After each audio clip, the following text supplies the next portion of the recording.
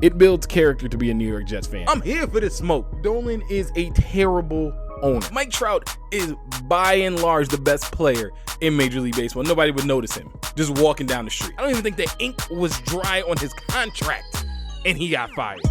Welcome to Degree of Difficulty. I'm your host, Aaron Johnson. This week, we're talking Super Bowl 56. Actually, it's been a pretty solid week of sports leading up to the biggest game of the year. Major League Baseball agreed to the universal DH. The Winter Olympics are continuing on in Beijing.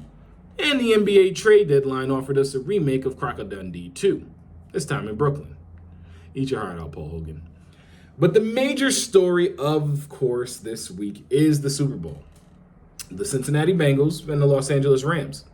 Will the upstart Bengals and quarterback Joe Burrow complete the Cinderella run, or will the Rams take the crown with the best team that money can buy? You know, for all the magic Joe Burrow has been able to provide during this postseason run, there's two people to thank for giving the world Joe Cool. Joey Connors and Nate Evans. Now, you probably don't know these two. I know I didn't, but these two seemingly unknown former college players played at the University of Central Florida. For those of you that don't know what I'm talking about, let me offer Exhibit A, the 2019 Fiesta Bowl. And there are no flags. 93 yards, and the flag comes in late as Burrow is still on the ground. Nate Evans was chirping him, giving him the business, but that touchdown should stand as Burrow remains on his back. 93 yards for the score. That human semi-truck that decleated Burrow was Joey Connors. And then that lunatic standing over the corpse of Burrow was Nate Evans. These two college athletes knew not what they had done. In that one moment, they hit Burrow with the football equivalent of Chemical X. Burrow would lead LSU back in that game to the win, follow that up with an undefeated Heisman Trophy national title season where he threw an NCAA record 60 touchdown passes, many of those to his current teammate Jamar Chase. Follow that up with being selected number 1 overall by the Bengals, and in just his second year, he's here in the Super Bowl. So thank you, Joey Connors and Nate Evans, for creating a monster.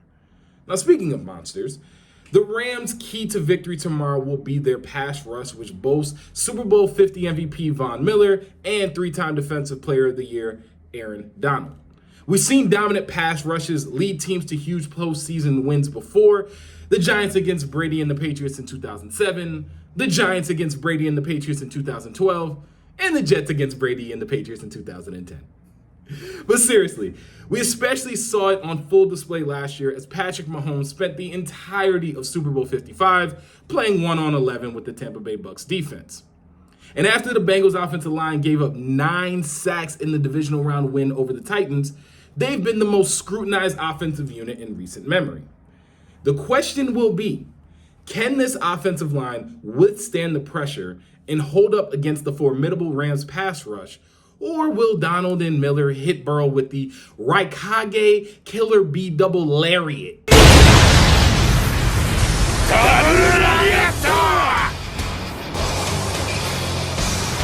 And now for my picks. The old adage goes that defense wins championships. But the degree of difficulty adage goes, stick with the red hot quarterback. And that's what I'm going to do. I'm taking the points and the upset in this one. Give me Joe Cool and the Bengals at +4. I'm also liking Joe Mixon with the over in both rushing and receiving yards. And you know what? Throw a Cooper Kupp touchdown in there as well. Throw a Cooper Kupp touchdown in there for good measure. Well, that's the show for this week. Everyone, please enjoy the game. Drive safe. Do everything right. Don't do anything crazy or stupid. Hopefully my key still works next week. This is Degree of Difficulty, and I'm Aaron Johnson.